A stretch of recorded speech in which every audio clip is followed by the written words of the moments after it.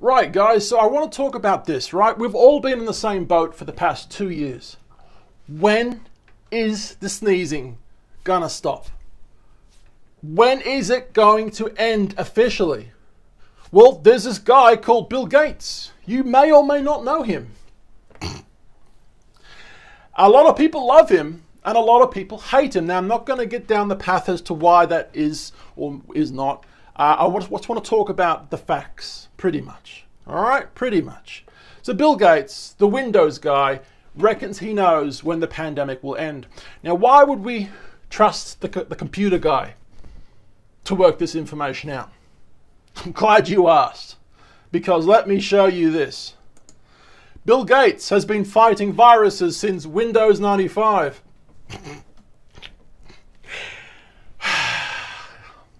I thought that was kind of funny. I thought to myself I should probably add that.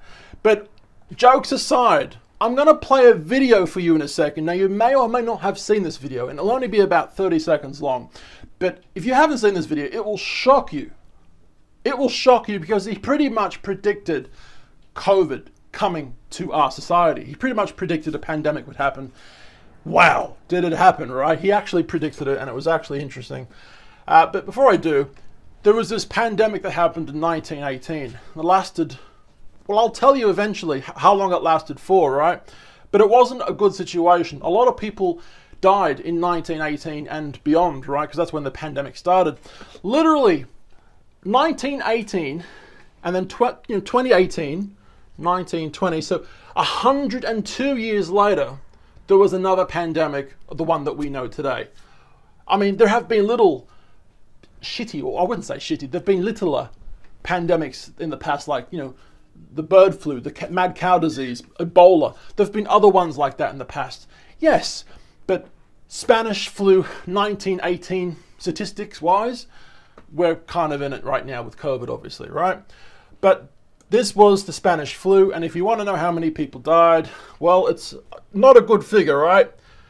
Suspected deaths, right? 25 to 50 million people apparently died. Wow. Pretty terrible, right? But when it comes to the corona, corona? Is that you? Every time I hear someone coughing in the supermarket, Rona? Is that you? Sometimes I wonder. I really do. But anyway, the COVID deaths, pretty much 5.71 million deaths so far. All right, it's not a good figure, but it is not as bad currently as the Spanish flu. Now, I'm going to show you how bad that Spanish flu was in a second, but I want to show you this video from Bill Gates pretty much predicting our COVID situation. It's about 30 seconds long, and then after that, we're going to show you when he thinks it's going to end. You ready? Deal? Deal? Okay. Today, the greatest risk of global catastrophe doesn't look like this. Apparently not. Instead, it looks like this. If anything kills over 10 million people in the next few decades, it's most likely to be a highly infectious virus. 2015, he said this. Not missiles, but microbes. Now, part of the reason for this is that we have invested a huge amount in nuclear deterrence, but we've actually invested very little in a system to stop an epidemic. We're not ready for the next epidemic. Wow. Let's look at Ebola. I'm sure so he basically goes on to speak about other pandemics that have happened in the past, not as bad as what we're currently going through right now, but 2015 is when Mr. Computers, Mr. Windows 95, Bill Gates, once was the world's richest, not anymore. I think he gives a lot of his money away to charity, so in that regards, I think he's a pretty awesome guy. Are some of the conspiracy theories right? I don't know. I'm leaning more towards no, but I'm not going to go down that path, so let's not go down that path, all right? So here we go. This is what I want to show you guys right now. Bill Gates just predicted that the pandemic will finally end in 2022. Interesting. Now, we're not going to be reading from that one, but we will be reading from the same website, right? Bill Gates says the acute phase of the pandemic will end in 2022. Quick little read, and then I'm going to show you what the other figures were on the side of the page. See on the top right? All right. So there's 1 to 5. We're going to start at number 1. All right, we've learned a lot about how to deal with variants.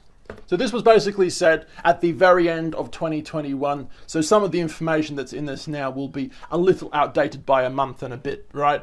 But pretty much the end result is there. He predicts that 2022 will be the end of it. Quick little read. So there is no question that Omicron variant is concerning, Gates wrote. Now, like many in the science community, he stressed that we need to learn more about this new variant, and of course more variants that will come, because they will, right? And said that the researchers should have some answers very, very soon, right? But here's what we do know. The world is better prepared to tackle potentially bad variants than at any point in this pandemic so far, or any point in human history. Period. Now, there is a bit more to read, but I'm not going to, so if you'd like to read the rest, then please do. Number 2 reason why he thinks the pandemic will end in 2022.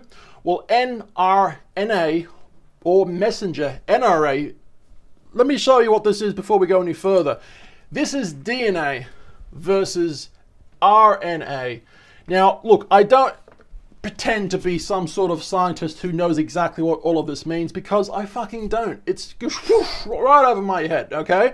But there is a quick, brief little description as to the differences between RNA and DNA going back to this, right? So mRNA, or messenger RNA vaccines, may someday be seen as the most important breakthrough of the pandemic, or any pandemic, right? Gates wrote. Proving that mRNA works as a vaccine platform has been a massive game changer, not just for the pandemic, but for the next one too, he says. Now, once again, there is a bit more to read there. If you'd like to read that, please do and pause it, all right? Number 3, as to why he thinks the pandemic will end this year, 2022. So while vaccines that prevent people from getting very ill with COVID have been an amazing success story, the same can't be said for treatments once someone has the disease. I've heard so many stories of people in the hospital, literally fighting for their life on their bed, right? Saying, please, I didn't want the vaccine before, but please just give me the vaccine now, right? And from what I've heard, they basically say, no, we can't give you the vaccine when you're sick. It doesn't work like that, right? So that's a very interesting thing that they want to change someday if they can, right? So once again, the same can't be said for treatments once someone has the disease, unfortunately, Gates wrote, right? So the treatment developed up till now do help somewhat, but they're not as effective as he had hoped, and they aren't easy enough to distribute. Now, there's a bit more information there. Please read it if you want. Right, so number 4, on why he thinks the pandemic will end soon. This one's actually interesting. Actually, this is pretty good, right? Now, we've learned a lot about mandates. Like I said, this is interesting, right? Governments and businesses have learned a lot about non-pharmaceutical interventions. That's the keyword, NPIs for short, which include things like mask mandates, lockdowns, as shitty as they are, they work for a period of time, right? And travel bans. Lower the curve, all right? Gates wrote, next time the world will be ready to deploy cheap and easy tools like masks, and much quicker, okay? And governments will have a greater understanding of when and how to deploy more burdensome strategies like lockdowns, he said. So we all fucking hate them. Lockdowns, fucking terrible, all right? You're being forced to stay in your home unless to leave for essential goods, right? It sucks. But it basically ensures that you and your family and millions of others just like you don't get COVID. People will still get it. People will still get the cold, right? When you go out to go shopping to get the things that you need to get. But at least the hospitals won't be inundated with people sneezing, pretty much, right? It is unfortunate, right? It would have been an ideal situation where people get locked down and then the cold just vanishes and completely goes away forever, right? That would have been an ideal situation to happen, but it obviously doesn't happen like that, right? There's always going to be someone with the virus walking next to someone who doesn't. And that's a lot of people, apparently. So even though the figures will go down, they never go down to 0. It's shit, but I mean, at the moment, it pretty much seems the only way to get past this situation is to have something called herd immunity. What does that mean? Well, herd immunity, right? Herd immunity occurs when a large portion of the community, the herd, becomes immune to a disease, making the spread of a disease from person to person unlikely. As a result, the whole community becomes protected, not just those who are immune. Interesting. And this is going to be number 5 on the list as to why he thinks the pandemic will end in 2022 from this website, not directly from me. Don't shoot me, I'm just the messenger. I shot the sheriff, but I didn't shoot the deputy. I don't know what that's supposed to reference, but alright, I just said it anyway. I like singing sometimes. Get over it, alright? Moving on. Number 5, but people don't trust their governments. This is a fucking true. If there was ever a truer thing said, then I don't know what it is, because this is quite a true thing to say, right?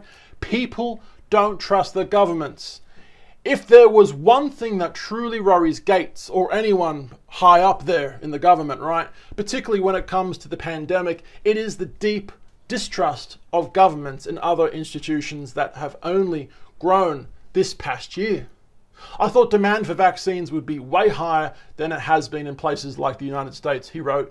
It's clear that disinformation, including conspiracy theories that unfortunately involve him, Bill Gates, right, is having a substantial impact on people's wellness to get vaccinated. Now, there is a bit more to read, but I'm just going to scroll down there slowly, and I want to read one last little thing to you guys, all right? So this is the last little part I want to read, all right? Interesting little thing. One big part of the problem, he noted, is social media that helps amplifying misinformation in very unhelpful ways.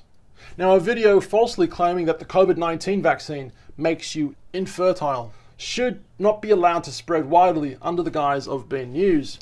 So this is a tough one, right? I understand what they're saying is completely true, right? If there's an influencer out there, or many influencers out there with a huge following, for that matter, if you're saying something that's fucking false, a lot of people are going to hear that, and they're going to take your information as completely truthful, and well, your information may have not been truthful to begin with, and therefore people die potentially, and their family dies potentially because of your misinformation, right?